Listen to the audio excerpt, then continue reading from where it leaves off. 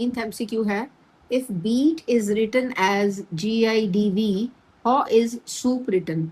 तो बीट का इन्होंने ये बनाया और सूप का ये आंसर आएगा। लेकिन पहले हमने देखना है कि बीट का इन्होंने ये GIDV कैसे कोड बनाया हुआ है। सेम वे से हमने बनाना है सूप का।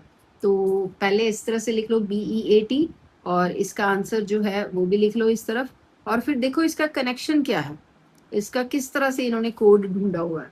तो ये जो है T 2 स्टेप फॉरवर्ड जा रहा है, A जो है 3 स्टेप फॉरवर्ड जा रहा है, E जो है 4 स्टेप फॉरवर्ड जा रहा है, B जो है, अगर हम लास्ट से स्टार्ट करें, T से स्टार्ट करें, तो B सबसे बाद में आ जाता है। B जो है वो 5 स्टेप फॉरवर्ड है।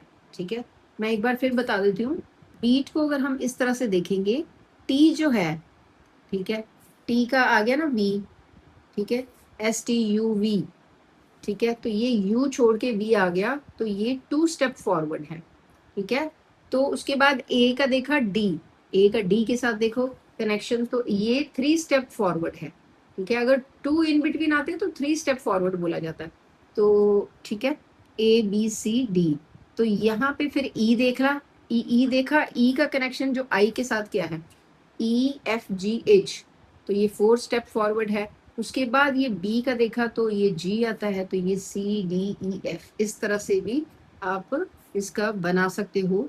ठीक है, प्रिडिक्ट कर सकते हो कि एक पर्टिकुलर लेटर का लास्ट पर्टिकुलर लेटर के साथ, ये लास्ट, ये जो होता है ना बेस वर्ड होता है, बेस वर्ड का कोड वर्ड के लास्ट, दोनों का लास्ट देखना इनका क्या कनेक्शन है। फिर इसका देखना A का D के साथ क्या है, फिर देखना E का I के साथ क्या है, और फिर फाइनली B का फर्स्ट के साथ।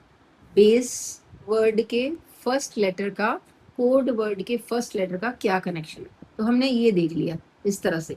और फिर हम अब सूप का भी इस तरह से बनाएंगे। सूप लिख लो, फिर इसका किस तरह से निकलेगा आंसर, कोड PQR, एक छोड़ के आगे लिख दो, U का 2 छोड़ के आगे लिख दो, फिर O का 3 छोड़ के आगे लिख दो। इस तरह से इसी को फॉलो करना है। S का 4 छोड़ के और फिर लिख दो, तो इसका कोड ये आ जाएगा XSXR।